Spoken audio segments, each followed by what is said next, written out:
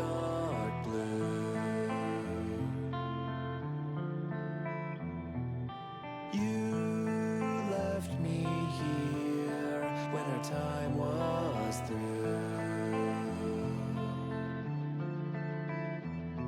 And under the covers, beneath of the surface, I can't find the others that work out my purpose. I'm in the deep dark blue. I'm in the deep dark blue.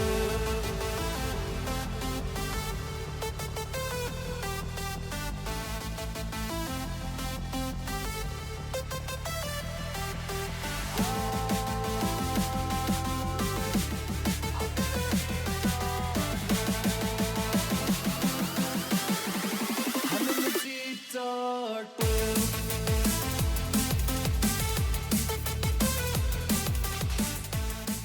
Welcome, race fans, to the YCS Cup Series playoffs. The round of 12 kicks off at Kansas Speedway, and I cannot stress enough how important it is to win this race. A lock into the round of 8 will crush any fear of getting caught up in a big crash at Talladega.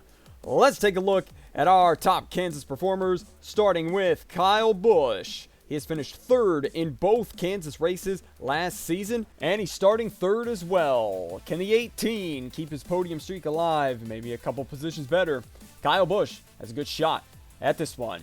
How about his teammate Carl Edwards? He starts in the 6th position, and he won at Kansas last season. It was the first Kansas race. With a 7.5 average finish, he only led the winning lap. Maybe he can climb up there from 6th place and lock his way into the round of 8. And one more Joe Gibbs racing driver, Matt Kenseth. He won the other Kansas race. That was in the playoffs. That was his second win last season. It would be his second win if he got it done here today. With a 4.5 average finish and 5 laps led, Matt Kenseth is one of the favorites. And some breaking news, Michael Waltrip Racing will be done in the YCS Cup Series at the end of this season. So Clint Bowyer will be out of a ride, although he would be a great pickup for any team looking for a driver. And he made playoffs in both seasons so far. He's still in the playoffs right now. Time for the lineup. Eric Almirola may have been eliminated, but he's won the pole. And he starts next to Martin Truex Jr. on that front row. Kyle Busch and Jimmy Johnson in row 2. Clint Bowyer, Carl Edwards, row 3. Matt Kenseth, then Chase Elliott in row 4. And then Dale Earnhardt Jr. and Kevin Harvick in row 5.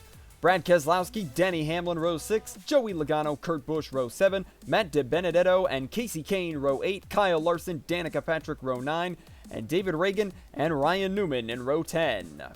Row 11 has Austin Dillon and Ryan Blaney, Tony Stewart and Trevor Bayne, row 12, Jamie McMurray, Ty Dillon, row 13. Behind them, it's Chris Buescher and Ricky Stenhouse Jr., and then Paul Menard and AJ Allmendinger in row 15. Row 16 is Michael McDowell and Landon Castle, Greg Biffle and Brian Scott, row 17, Regan Smith, Justin Allgaier, row 18, and then Casey Mears and Jeffrey Earnhardt, row 19. Green flag is in the air. We're racing in the round of 12. Eric Almirola may not be in the playoffs, but he's leading the field through 1 and 2. First couple of cars are going to get separated. Battle's on, though, for third between Kyle Busch and Jimmy Johnson. Kyle Busch started third, but he's going to fall back to 4th as Jimmy Johnson makes the pass through turns 3 and 4.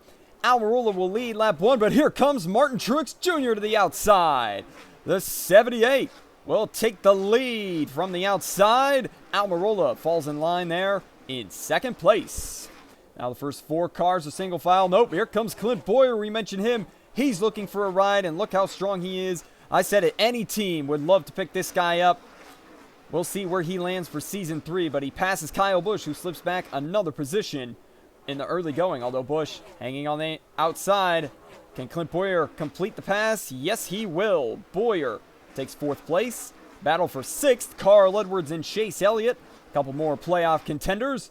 Chase Elliott on the inside. Carl Edwards slips back on the outside. How about for 2nd? Jimmy Johnson's on the move against Eric Almirola. Here they come into turn 1. Johnson on the outside. Oh, we got one in the wall hard. It's Matt DiBenedetto. He's going to come to a stop on the outside wall, but the caution's out on lap 4. And this sucks for him. He was running 15th which is really good considering over the last 5 races for the 83, his average finish is 26th. Let's take a look at what happened to DiBenedetto. There's Danica Patrick behind him and just comes down into the 83. Spins him out into that outside wall. And then he's able to keep the car up there and not fall back down into traffic. But unfortunate for Matt DiBenedetto, who was running well, all things considered, over his last 5 races. But I'm not sure what Danica Patrick was trying to do. Maybe try to get in line behind him, but misjudged it. And around goes the 83. So one car will be taken out.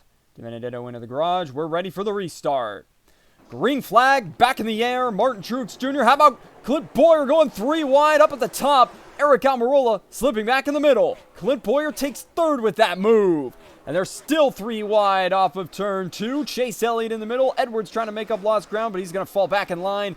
And a battle for the lead. Off of 4, Jimmy Johnson has caught Truex. He's going to lead that lap, but Truex is going to fight back on the outside. Multiple cars around on the front stretch. Kyle Larson, Casey Kane, Tony Stewart, and Trevor Bayne flying through the infield.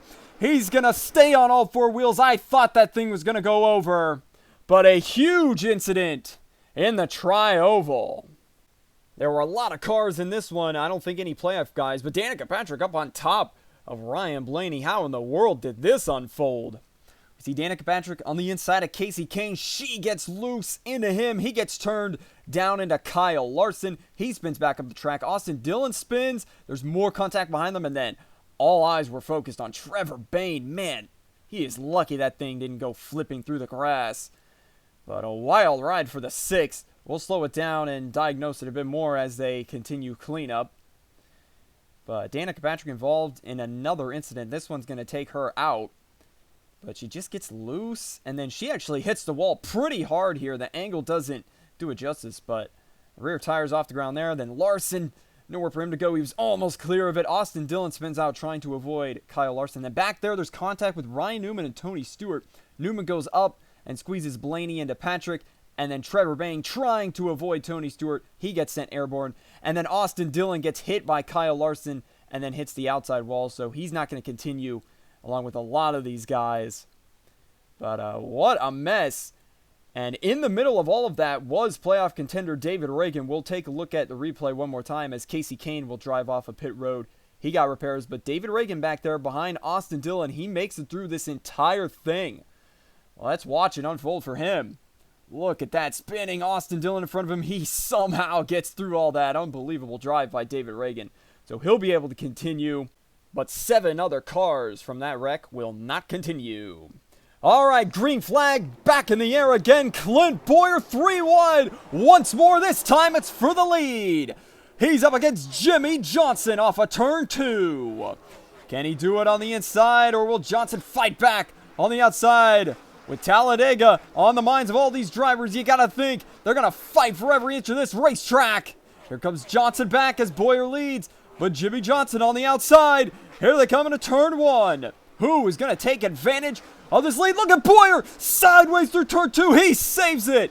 Unbelievable. I thought he was gonna spin out, but he's gonna continue driving away and maybe even challenge Jimmy Johnson. Here he comes to the outside is the 15. And we're coming down to 2 to go. Johnson falls back a bit. Clint Bowyer leads that lap. And here they come into turn 1 again. Johnson with the nose this time over Clint Bowyer. Can he clear him off the corner? No, he will not. Clint Bowyer fights back, and Truex getting reeled into this battle as well. Jimmy Johnson on the inside. Pokes the nose out. Here comes Truex to the outside. He's trying to make it 3 wide, but Johnson will clear himself over Bowyer. Coming to the white flag. He blocks the 15, but here comes Bowyer through the middle. They're 3 wide again on the last lap. Into turns 1 and 2. Truex is going to slip back. Now it's on between the 15 and the 48. Down the backstretch for the final time. Johnson with the side draft on Bowyer. Can he clear him through 3 and 4? Jimmy Johnson to the lead. One more chance by Bowyer. He's blocked. Jimmy Johnson wins at Kansas. What a battle for these 3. Let's look at the last lap again. Jimmy Johnson leading, and he blocks Bowyer, so Bowyer goes to the middle, even almost shoving Truex out of the way. What happened to Truex, though? He got loose through turns 1 and 2 back there. He wasn't able to keep up with Bowyer and Johnson, and then Jimmy Johnson with the side draft on Clint Bowyer heading into turn 3. That was what he needed. It was all gas from here. He clears Clint Boyer and makes one more block. And once again at Kansas, Clint Boyer will come up short in second place. Jimmie Johnson will burn it down here for the fans.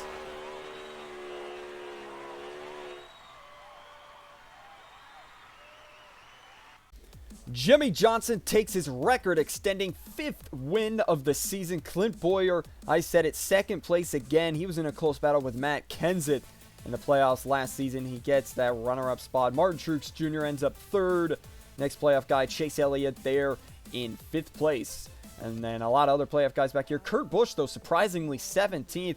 He was the winner at Charlotte our last mile and a half and just did not have a good run today. So he's our last playoff guy in the field. And then Landon Castle, our big mover, he started 32nd and drove all the way up to 18th, so good run for him. Not much to say between 21st and 30th. So I'll go back and mention Aric Almirola, who got 4th place. That is his first top 5 in the YCS Cup Series. So congratulations to Aric Almirola.